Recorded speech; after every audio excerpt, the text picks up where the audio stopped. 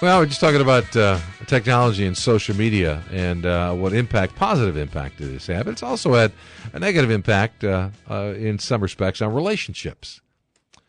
There's something called sexting. What is that, Jimmy? Well, it's emotional sex. Emotional sex, not physical sex. And it occurs when someone who is chatting, and that becomes emotional sex and cheating, either online or text messaging, whatever it might be. And it's an ongoing problem. Here to talk about it is Dr. Kate Campbell. She's a marriage and family therapist. She's the owner and director of Bayview Therapeutic Services in Fort Lauderdale. You can follow her on Twitter at Dr. Kate Campbell. All right? Kate spelled with a K, Campbell with a C. Good morning to you, Doctor. Thanks for joining us. Good morning, Jimmy and Manny. How are you guys? We're doing pretty well. How widespread of a problem is this?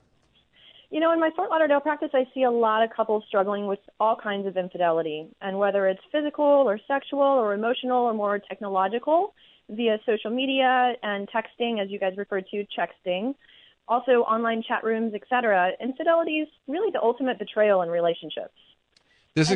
People... Oh, go ahead. Yeah, no, go ahead. I'm sorry. Go ahead. I was going to say, since people are now using text as their primary mode of communication, the cheating via texting is becoming much more problematic. You know, most often it starts off as a casual acquaintance, right, or friendly connection, but then gradually evolves into a deeper bond and attachment with a full-blown emotional affair. How often does it turn into a full-blown physical affair?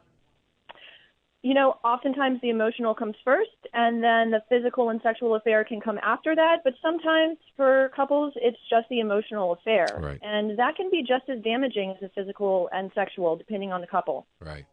Does this lend itself to the thought of a deeper need or a deeper problem inside the relationship? You know, most often affairs are a symptom of an underlying problem that's already present in the relationship, and emotional affairs tend to start with that innocent communication when one partner's feeling lonely or bored or unhappy or even unsatisfied in the relationship. And the problem is that whenever you turn towards someone else for that emotional support and connection, you're turning away from your partner. And that kind of perpetuates the underlying disconnect that's already there. And over time, if you're not attending to your needs or your partner's needs, the relationship is really going to be at risk for someone stepping outside to get those needs met. Anything we can do about this? Protect against it? Do something about it? Well, although infidelity is devastating and really challenging to recover from, it's not impossible. And therapy is a really great resource for affair recovery.